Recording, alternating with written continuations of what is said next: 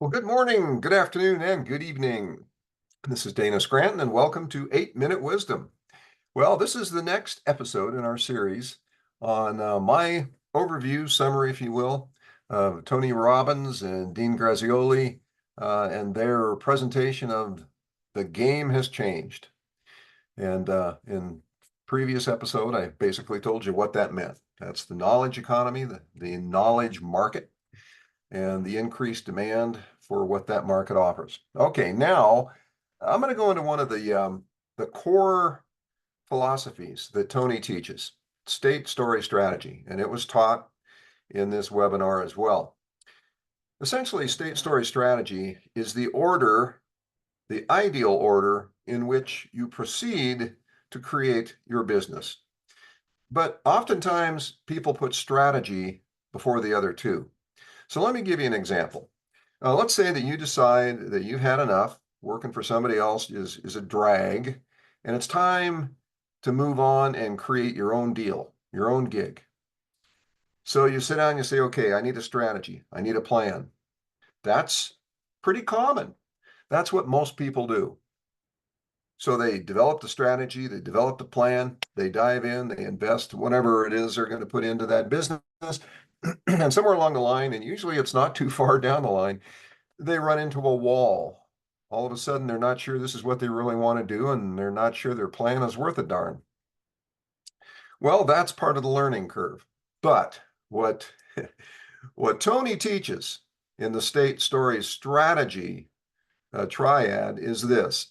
That is the order, the preferred order in which you create your structure and your plan to go forward and start your own business. State. What does state mean?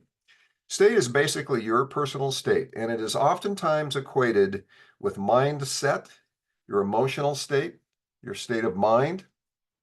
But I'm going to extrapolate that just a little further because when you sit down and consider your state, it is far more than your state of mind. Okay, in the past, you've heard me talk about the 6 basic human needs as well as the 6 elements of human wellness. And I believe that one of the things that our state reflects is that condition of human wellness. And where in that state we have areas of dissatisfaction. Okay, that state is your physical wellness, your emotional wellness, your intellectual wellness, your spiritual wellness, your economic or career wellness, and your social wellness. In other words, how you're connected and how your relationships are functioning. So that's your state of wellness. And if you take those 6 elements and you consider it, if you've got a major upheaval, a big hole in one of those areas, oftentimes that influences the other areas. And it's easy to focus on the negativity, to focus on the thing that's got you anchored to someplace you don't want to be. Maybe that's a relationship. So you're not well in your social area, your relationships, or maybe it's financial. Maybe you're massively depressed. But the point I'm making here is this state is more than just the typical mindset state. This is your state of being. And I like to use the 6 elements of human wellness to kind of gauge it. Now, you don't have to be happy, joyful, and bubbly in every single one of those areas. You just have to know where you are. Okay. Why? Because once you understand and admit and accept that you've got problems in certain areas of human wellness, that's the beginning of fixing it. And then you focus on the areas where you're strong, where you've got things working for you. And then you use those to help you decide what you want. Now we go back to the basic human needs. Now you can go both ways, but the basic human needs are then fulfilled kind of almost backwards by reverse engineering your state of wellness, identifying what the causes are for those particular issues that you're not happy with, and then reverse engineering that into the 6 basic human needs: certainty, change, growth, connection, contribution, and significance. So you find your balance. Now, this is all part of just getting your head straight, your body straight, your emotions, so that you can create your story. Now, your story is basically this. It is what you want to tell the world when you succeed. It's where you come from. It's the story of why they should deal with you. Now, story's a broad term. Now, they try to narrow it down, Tony and Dean, and it works. It works to kind of put your story together. But you've got to be able to tell a story that you believe, a story that is authentically you, accepting everything that you are and striving to go out there on that frontier of possibilities, step onto that frontier and go forward. So your story is what relates to the people that you want to bring into your life. You don't make up a story. You don't fabricate a story. You create a story around who you are and who you want to be.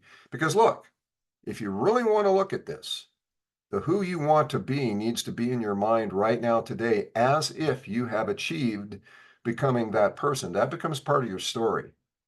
So the story is the story you tell yourself, the story that you must believe about yourself, and the story that comes across to the marketplace, to the people that you are trying to help, because your story is a motivation for their story. So now you've got your head, your body, your spiritual connections, your relationships, and all that stuff understood. You know what your state is. You've identified your strengths, what states you're strong in, and you play to those, and you move forward knowing that the other areas of state will improve as you move forward. You have developed now your story of who you are, who you're going to be, why you are who you are, and what that means to the world around you.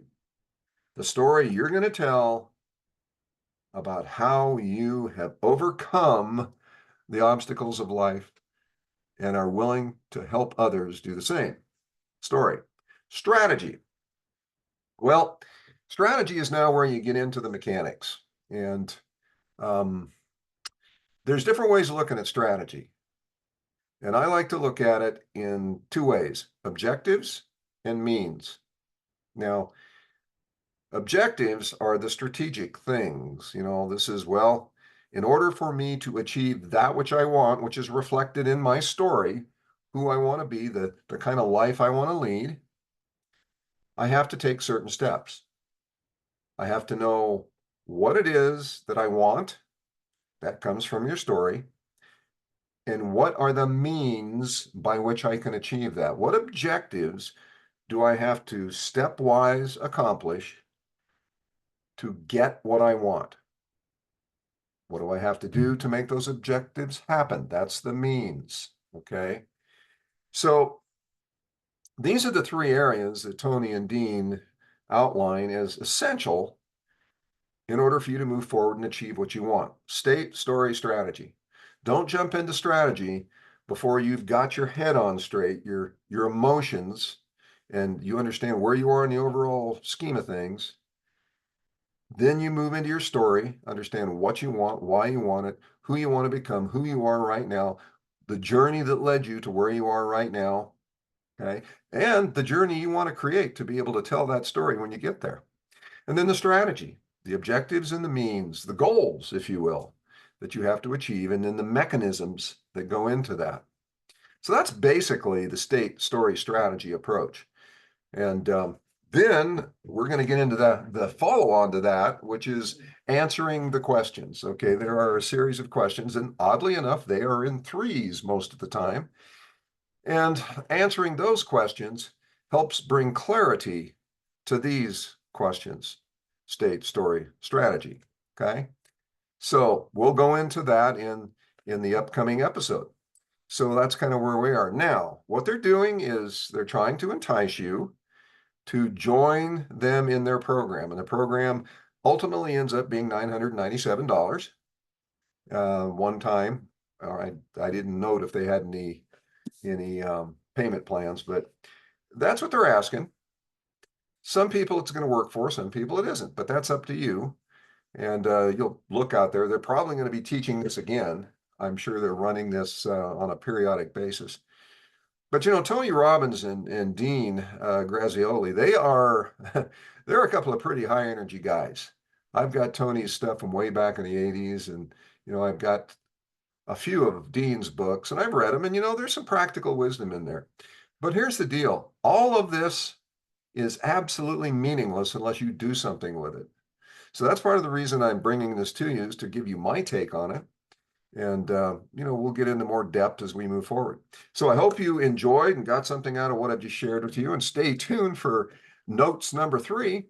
And we'll be getting into that here probably tomorrow or the next day. So thank you for watching, attending this episode.